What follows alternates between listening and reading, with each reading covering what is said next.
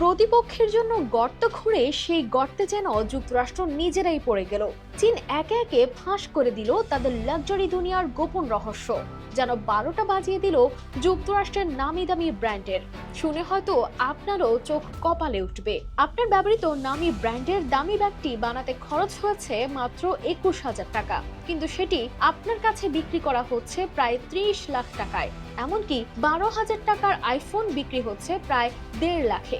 বাস্তবে কেবল ব্র্যান্ডের লোগো বসিয়ে এভাবেই হাতিয়ে নেওয়া হচ্ছে উৎপাদন খরচের প্রায় 10 গুণ বা তারও বেশি দাম। সম্প্রতি যুক্তরাষ্ট্রের নানা ব্র্যান্ডের পণ্যের আসল উৎপাদন খরচ ফাঁস করে দিচ্ছে চীন, আর চীন এই সুযোগ পেয়েছে নিজ দেশে এসব পণ্যের কারখানা থাকার সুবাদে। নেটিজেনরা বলছেন অতিরিক্ত শুল্ক আরোপ করে চীনকে টেক্কা দিতে চেয়েছিল আমেরিকা, তবে এতে হিতে বিপরীত হলো আমেরিকার।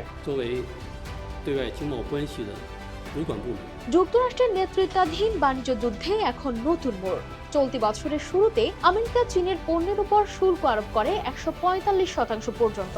উদ্দেশ্য ছিল চীনের সস্তা পণ্য ঠেকানো, নিজের মার্কেট বাঁচানো। কিন্তু চীন পাল্টা জবাবে শুধু শুল্ক আরোপই করেনি, ফাঁস করে দিয়েছে এক লাক্সারি রাজ্যের গোপন রহস্য। চীনের সোশ্যাল মিডিয়া প্ল্যাটফর্ম টিকটকে এখন ভাইরাল হচ্ছে একের পর এক ভিডিও, যেখানে দেখা যাচ্ছে গুচি, ডিওর, লুই বুয়েতো, হার্মেস সহ নানা লাক্সারি ব্র্যান্ডের ব্যাগ, জুতা, জামা আসলে কত দামে তৈরি হয়।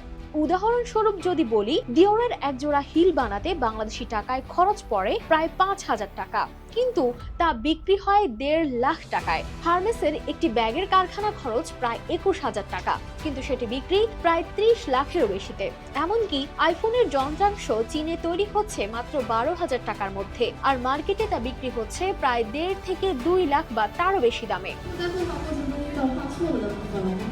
চীন এখানেই থামেনি, তারা এখন এসব পণ্যের নতুন সংস্করণ তৈরি করে বিক্রি করছে নিজস্ব অনলাইন মার্কেটপ্লেসে, যেখানে দাম মূল ব্র্যান্ডের 10 ভাগেরও কম। উৎপাদনের কাঁচামাল, কারিগরি, এমনকি ডিজাইনও হুবহু একই রকম, শুধু নেই ব্র্যান্ডের লোগো। অর্থাৎ মানুষ এতদিন যা লাক্সারি বলে কিনেছিল, সেটি আসলে ছিল এক ধরনের ব্র্যান্ডিং এর জাদু। বিশ্লেষকদের মতে চীনের এই পদক্ষেপ কেবল মার্কিন ব্র্যান্ডগুলোর বিক্রি কমাবে না, বরং তাদের ব্র্যান্ড ভ্যালুর ধারণাকেই চ্যালেঞ্জ করবে। চীনের এই তথ্য ফাঁস শুধু মার্কিন বা নয়, বদলে দিচ্ছে বিশ্বের কোটি কোটি ভোক্তার দৃষ্টিভঙ্গি।